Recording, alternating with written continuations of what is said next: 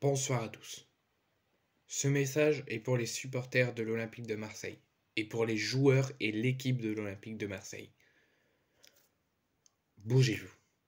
Sortez-vous le doigt du cul. C'est clair, net et précis. Réveillez-vous, remobilisez-vous, mais de façon ultra sérieuse, comme vous ne l'avez jamais fait, et bougez-vous le cul. Et j'envoie plus ce message de façon plus sérieuse aux joueurs de l'OM et à l'effectif de l'Olympique de Marseille. Si il y a des cadres dans ce club, je vais quasiment adresser le même message que le COP de Lyon avait annoncé aux joueurs après une contre-performance à domicile. S'il y a des cadres dans ce vestiaire, ils n'ont plus droit de se taire. Je prends le même message qu'ils ont laissé aux joueurs de Lyon. Et j'espère que ça fera la même chose que ça a fait à Lyon, parce que la preuve, ils ont réussi à retrouver le sourire et à gagner à Rennes. J'espère que ça va faire de même à l'OM.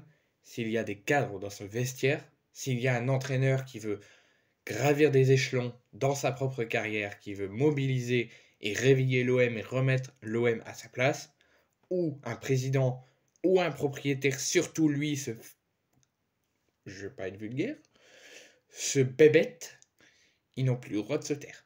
Il doit faire une conférence de presse, il doit prendre la parole, que ce soit en conférence de presse, en interview, auprès des journalistes, il doit faire quelque chose, il doit faire une prise de parole pour montrer qu'il s'intéresse au club et qu'il veut faire grandir le club et qu'il veut remettre l'Olympique de Marseille où il doit être. Parce que l'Olympique de Marseille n'est pas du tout à sa place. Donc il y a eu le Mercato, on a Aubameyang, on a Kondogbia, on a Ndiaye, on a Sarr, on a plein d'autres joueurs qui ont beaucoup de mal à s'adapter, qui font beaucoup trop d'erreurs. Tout le monde n'est pas excellent, il y a encore beaucoup de choses à travailler pour qu'ils s'adaptent définitivement à l'équipe, mais on doit s'adapter. Ils sont là, certes ça ne va pas avec le club, mais ils sont là, et on doit l'accepter.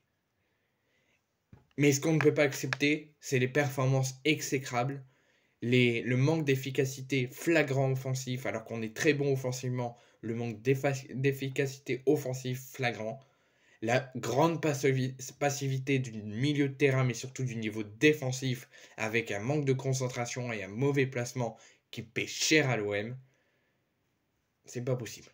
Quand est-ce qu'on va faire un match 90 minutes excellent où il n'y a aucun point négatif, que tout a été excellent, tout a été respecté, tout a été écouté et qu'on a le paiement à la fin, la victoire. Le travail payé à la fin, la victoire.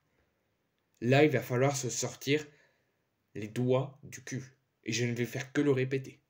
Donc, vous mouillez le maillot, quitte à laisser vos putains de coronesses sur le terrain, et vous faites gagner le club. Vous faites réagir le club et vous replacez le club où il doit être. On est 9e de Ligue 1, et selon les résultats qui auront lieu dans la journée, dans la soirée de demain, on pourrait encore partir deuxième partie de tableau. Donc la question que je me pose, est-ce que l'OM vise actuellement, à l'heure où je vous parle, après une nouvelle contre-performance à Strasbourg avec un match nul, est-ce que, sérieusement, l'OM joue les places européennes? Est-ce que l'OM joue la Ligue des Champions pour participer à la Ligue des Champions l'an prochain? Et si vraiment c'est le cas, si on part avec cette mentalité-là, ce qu'on est en train de faire là, ce qu'on propose là, si on vise de finir deuxième et qu'on va aller en Ligue des Champions comme ça la saison prochaine, bah attendez-vous à encore une mauvaise compétition européenne et à des journées de Ligue des Champions merdiques. Quand on verra l'OM jouer. Si on reste comme ça, qu'on ne change rien et qu'on va en Ligue des Champions la saison prochaine ou qu'on joue la suite de l'Europa League cette saison, bah préparez votre oreiller, votre couverture et dormez. Parce que vous ne verrez rien de l'Olympique de Marseille. Vous verrez que des bonnes choses au niveau offensif, mais vous ne verrez rien de plus. Donc là, il va falloir faire des choix forts, des décisions fortes. Il va falloir une réaction claire, nette et précise.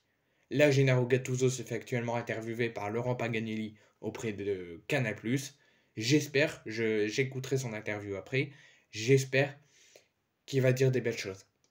Parce que j'ai appris, je vous le dirai dans le JT que je ferai peut-être après ou demain, si Gennaro Gattuso ne réussit pas à qualifier l'Olympique de Marseille en fin de saison, Gennaro Gattuso sera licencié et viré de l'OM. Et l'OM devra encore se rechercher un nouvel entraîneur qui, je pense, ne va pas rester pour longtemps encore une fois. Quand est-ce qu'on va nous présenter un projet clair, net et précis par l'équipe et par la direction, avec des joueurs qui laissent leur couronne sur le terrain, qui ne lâchent jamais rien, qui ne montrent pas de passivité, qui sont très bons défensifs, que même s'ils font une erreur défensive, ils se rattrapent. Là, actuellement, c'est pas le cas. Quand est-ce qu'on va nous montrer ça? Et qu'on va nous montrer de la stabilité au niveau de la direction et au niveau des choix des entraîneurs. On a Igor Tudor, il démissionne au bout d'un an. On a Marcelinho, il fait 7 matchs à la tête de l'OM, même pas 2 semaines au club, il s'en va. Donc on change, on vient d'avoir 2 entraîneurs, on change pour un 3e entraîneur. Gennaro Gattuso, qui si l'OM reste comme il est, qui reste en train de faire le jeu qu'il est actuellement et qu'en fin de saison on n'est pas européen et surtout on n'est pas qualifié en Ligue des Champions, allez on rebelote, on change encore d'entraîneur et Gennaro Gattuso s'en va. Et on va encore avoir un entraîneur qui va encore rester pas longtemps parce que soit il va avoir de mauvais résultats, soit ça va avoir des mauvais accords avec la direction.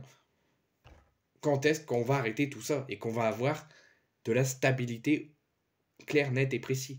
Parce que là, quand Gennaro Gattuso est arrivé, on s'est dit 1 an plus 1 an en option.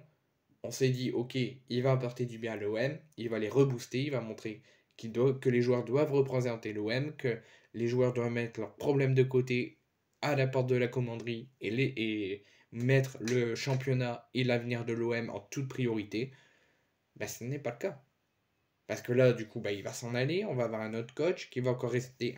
En fait, nous, à l'OM, on veut un projet clair, net et précis, posé sur la table qui ne changera plus jamais, au moins pendant quelques années. Et que surtout, on veut être sûr que le prochain entraîneur qui arrivera à l'OM aidera l'OM, bougera l'OM, remobilisera l'OM, remettra en question certains joueurs et partira clair, net et deviendra l'Olympique de Marseille d'attaque. C'est tout. Donc moi, ce que je veux dire, c'est soit on reste comme ça, le club, la direction, les joueurs, vous vous mobilisez, vous vous remettez en question, vous mettez tout ce que vous avez quand tout allait bien de côté, vous faites des sacrifices pour le club, vous laissez vos coronets sur le terrain, et putain de merde, vous faites monter l'OM à la place qu'il doit être, et vous faites gagner l'OM. Parce que la question que je me pose actuellement, est-ce que l'OM, c'est le nouveau Lyon d'avant, très malade? Et la nouvelle question que je me pose, est-ce qu'on va se dire, est-ce que l'Olympique de Marseille ne jouera pas la Coupe d'Europe, enfin ne visera pas l'Europe, est-ce que l'OM joue le match? Et oui, maintenant il faut poser les choses sur la table, il faut dire les points sur les i. Est-ce que l'OM joue le maintien? Est-ce qu'on va devoir viser d'éviter de descendre en Ligue 2? Ça ne m'empêchera pas de continuer jusqu'à mon dernier souffle, jusqu'à ma mort à supporter l'OM, même si on continue à s'effondrer là, qu'on fait changer d'entraîneur et qu'on va en Ligue 2, voire même en National, ça ne me dérange pas. Je continuerai à supporter l'Olympique de Marseille, quoi qu'il arrive, mais je serai très triste et très déçu et je réclamerai un énorme changement à la direction en tant que propriétaire. Donc moi je dis, mouillez le maillot, cassez-vous. Si vous vous dites, on n'arrivera pas à mouiller le maillot, on va faire régresser l'OM, cassez-vous, changez votre chemin et on trouvera d'autres joueurs qui j'espère feront de mieux. Ou soit, vendez le club ou cassez-vous. On ne peut plus de ce propriétaire de merde, de Frank McCourt, qui ne réagit pas, qui n'a même pas réagi à la suite des incidents face à Lyon, qui n'a même pas... il réagit à rien. Il avait clairement dit qu'il ne voulait plus mettre d'argent au sein de la banque de l'Olympique de Marseille, il ne réagit à rien. Il voit que l'OM est mal, que l'OM n'avance plus, que l'OM régresse, que l'OM ça ne va pas en championnat, ça va un petit peu en Europa League, mais ça n'avance plus.